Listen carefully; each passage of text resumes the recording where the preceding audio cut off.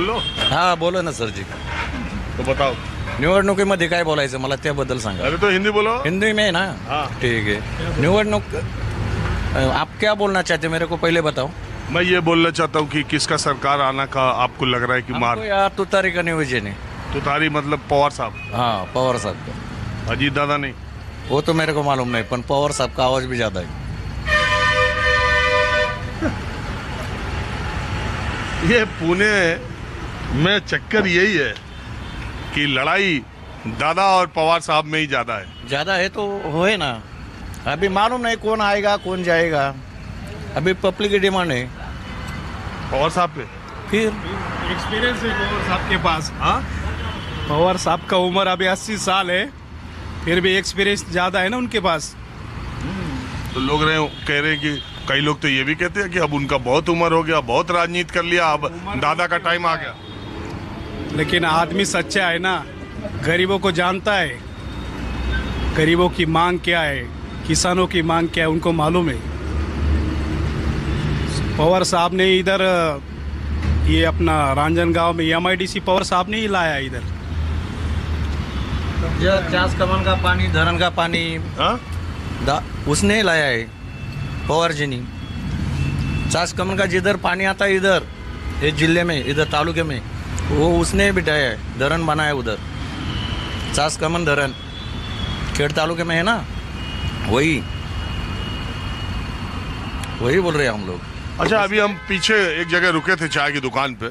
लोग कह रहे थे कि वो 1500 रुपए जो मिल रहे हैं लाड़की बहना योजना का, महिलाएं बड़ा उसमें है प्रभाव. ये बता देगा. इतना ज्यादा मेरे को मालूम नहीं उसके बारे में. लाड़की बहना मिल रहा है ना. मिल रहा है तो है सबको, पर आगे क्या मिलेगा कि नहीं मालूम. क्या मालूम. अभी आप भी तो इधर इलेक्शन आ रहे तो इलेक्शन तक का तो दे दिया है ना. अभी तो तक तो दिया है, पर उसके बाद तो बंद हो जाएगा क्या मालूम.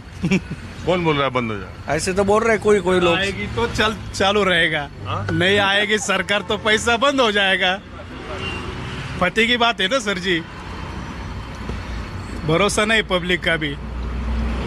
महिलाएं मारेगी क्योंकि पैसा लिया है. तो 50% तो महिलाएं हैं, तब तो उनका काम हो जाएगा. फिर तो उनको पैसा मिला है तो देना ही पड़ेगा ना उनको.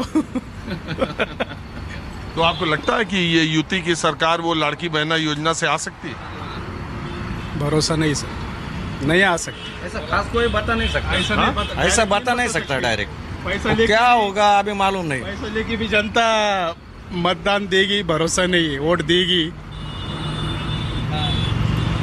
लेकिन हर एक के घर में 4-5 आदमी रहते, किसी को मालूम नहीं किसका वोट किसके पास है.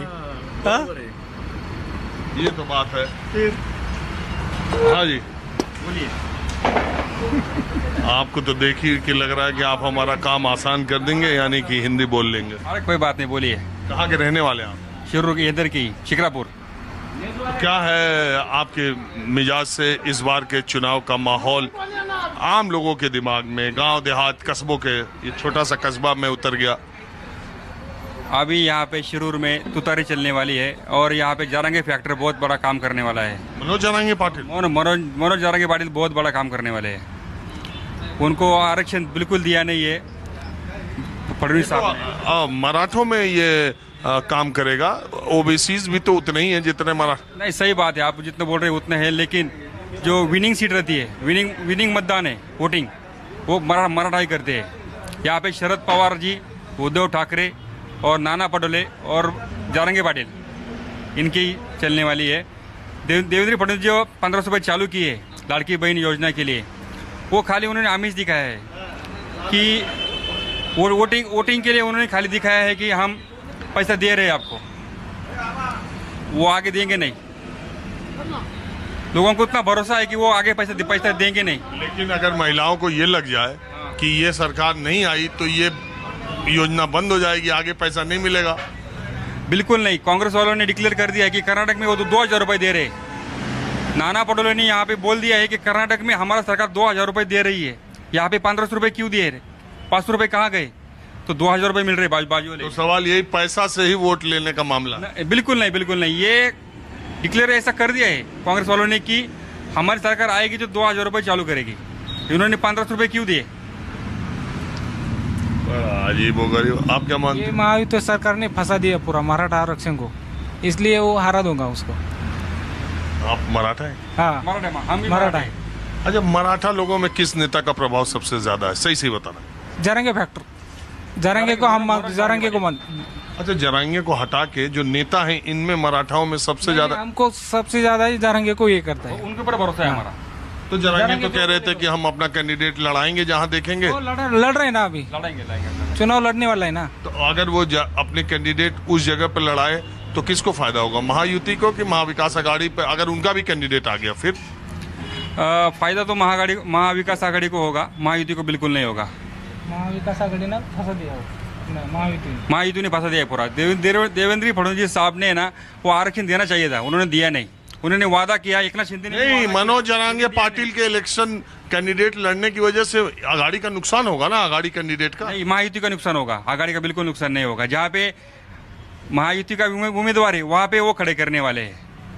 अच्छा, चलिए देखा जाएगा कि मनोज जरांगे पाटिल मराठा आरक्षण का जो आंदोलन, उन्होंने एक बहुत बड़ा आंदोलन खड़ा किया था। अब चुनाव लड़ रहे हैं तो ये भी पता चल जाएगा कि सामाजिक आंदोलन और राजनीतिक पकड़ में क्या अंतर होता है।